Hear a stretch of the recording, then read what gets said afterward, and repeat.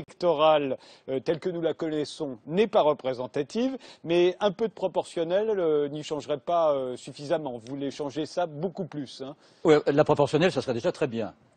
La proportionnelle, ça serait déjà très bien et mieux que le scrutin majoritaire à deux tours, mais c'est vrai que le problème aujourd'hui, et toute la discussion l'a montré, consiste à changer fondamentalement le système politique.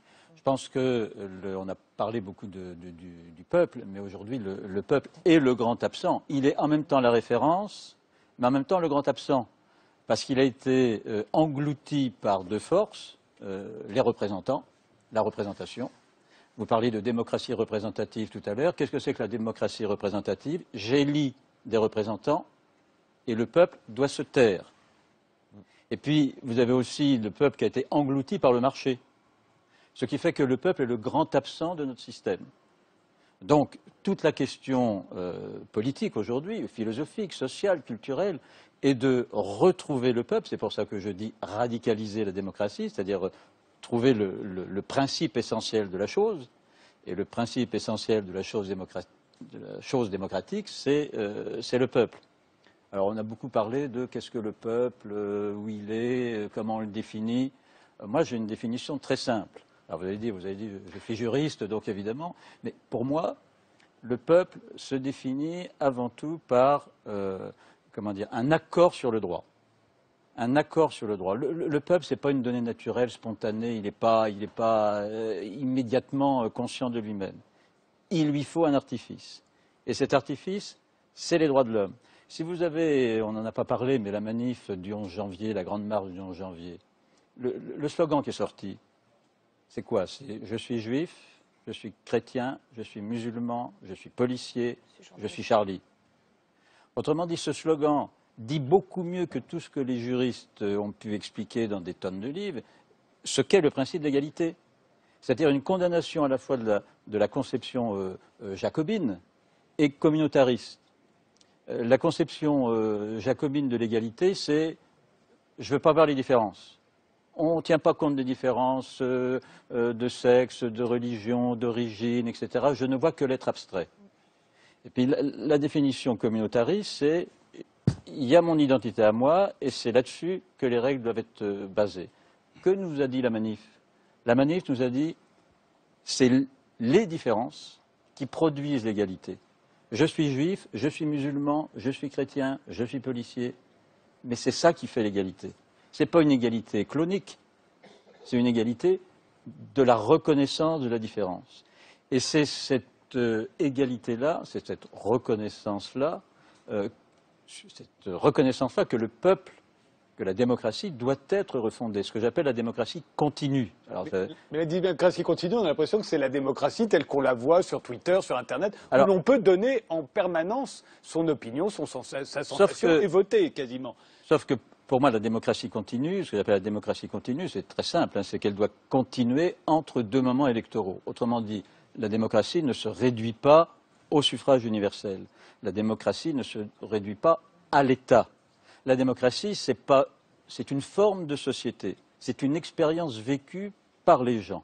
Or, actuellement, notre démocratie actuellement repose non pas sur le peuple, ensemble d'individus concrets dans leur métier, dans leur quartier, dans leur usine, dans leur école. Ça repose sur un être abstrait, la nation. Or, je suis désolé, mais la nation n'existe pas. La nation, c'est un concept. On ne déjeune pas avec la nation. On ne déjeune pas avec la nation. On peut déjeuner avec le peuple, il suffit de mettre 65 millions de chaises et on déjeune ensemble. Donc ce qui m'importe, c'est de recréer la démocratie à partir de ce peuple-là. Et toute la difficulté, on l'a bien vu dans les débats que vous avez vus ce soir, c'est le passage d'une forme de démocratie électorale, représentative, où le peuple n'a qu'un droit, c'est celui de se taire, à une autre forme de démocratie, où le peuple, mais le peuple du quotidien, le peuple au sens où on dit un quartier populaire, un cinéma populaire, l'homme du peuple, la femme du peuple, c'est ce peuple-là qui doit être à la refondation de la démocratie. Et dans cette situation, si vous voulez, vous avez parlé tout à l'heure de Gramsci, le vieux, la crise, le neuf, il y a ce que j'appelle, moi, le syndrome du grenier. C'est-à-dire il y a aujourd'hui, et notamment malheureusement chez les intellectuels, qui devraient nous aider à mettre des mots sur ce qu'on vit, à mettre des mots sur ce qui vient. Nous avons des intellectuels grognonieux, nous avons des intellectuels peureux, malheureux, qui, devant la situation actuelle, plutôt que de nous aider à penser, qu'est-ce qu'ils vont voir? Ils vont voir dans le grenier les Dinky Toys, les Tépaz, la blouse grise, pour essayer de dire « Oh, comme c'était bien avant ». Bon, d'accord, c'était peut-être bien avant, mais c'est plus ça. Et la démocratie qu'on a inventée, c'est une démocratie qui doit permettre à ce peuple du quotidien de participer à la définition du bien commun.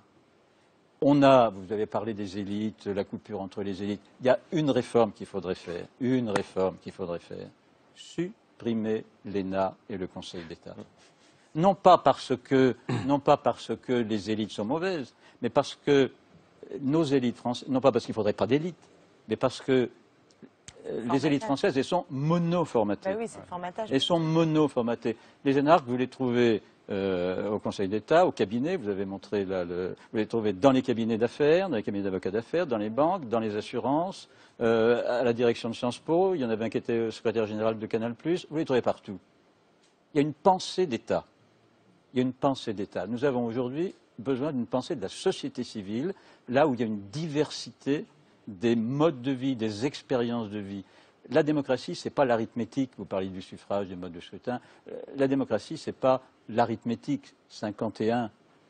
La démocratie, c'est l'expérience vécue des gens là où ils sont. Et c'est ça que notre génération doit penser, inventer et lui donner une traduction institutionnelle.